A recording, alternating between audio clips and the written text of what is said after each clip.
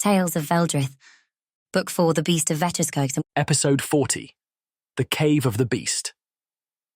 The mouth of the cave yawned before them, a jagged slash in the frostbitten earth, exhaling warmth that stank of blood and rot. Around it, the trees of Vetrskog grew sparse and twisted, their limbs blackened and bare. Rurik stood at the edge, axe in hand while Tahu knelt to touch the disturbed snow. The hunter's face was grim. He passed this way, Tahu murmured.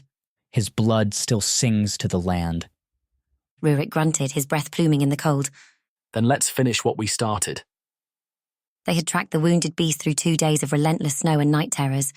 Each time they thought they'd lost it, a half-eaten carcass or a trail of steaming black ichor drew them forward again. Now, they stood at the threshold of its lair, deep beneath the earth where ley lines thrummed and shadows whispered. Before they descended, the two warriors performed rites from their own peoples. Rurik drew a protective rune in the snow with the butt of his axe and muttered an oath to Tyr. Tahu scattered tobacco and cedar, calling on the manitok of the cave to lend him strength. Their eyes met in silent understanding.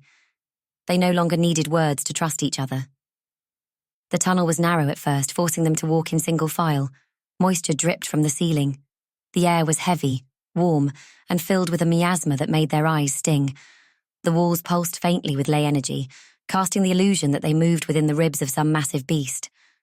As they moved deeper, the cave widened into a vaulted chamber where stalactites hung like fangs, and the earth underfoot became slick with old blood. The remains of victims, Skraeling and Viking alike, were strewn across the floor, arranged in spiraling patterns, bones picked clean and stacked like offerings. Rurik's grip on his axe tightened. This place is wrong. It's not a place, Tahu said. It's a wound. Then came the voices. They echoed from every direction, whispers in the tones of lost loved ones, dead companions, regrets. Rurik heard his sister calling to him. Tahu heard the voice of his grandfather, long buried beneath northern ice. The whispers clawed at their thoughts. It's him, Tahu said through gritted teeth. the beast. He wears their voices like a mask. The shadows thickened and the creature emerged. It moved with grotesque grace, half man, half horror. 9 feet tall, its skin was stretched thin, veined with black lines that pulsed with malice. Its eyes, too many, glowed with cold fire, and beneath its face, another visage pushed outward, as though the man it had once been still screamed beneath the surface. It didn't attack, not yet. You came to stop me. It rasped. But I was born of your hunger, your conquest, your broken pacts. You were a man once. Rurik said, levelling his axe. I was. I begged the forest for meat. I drank from black roots, and the land answered. Tahu stepped forward, spear raised.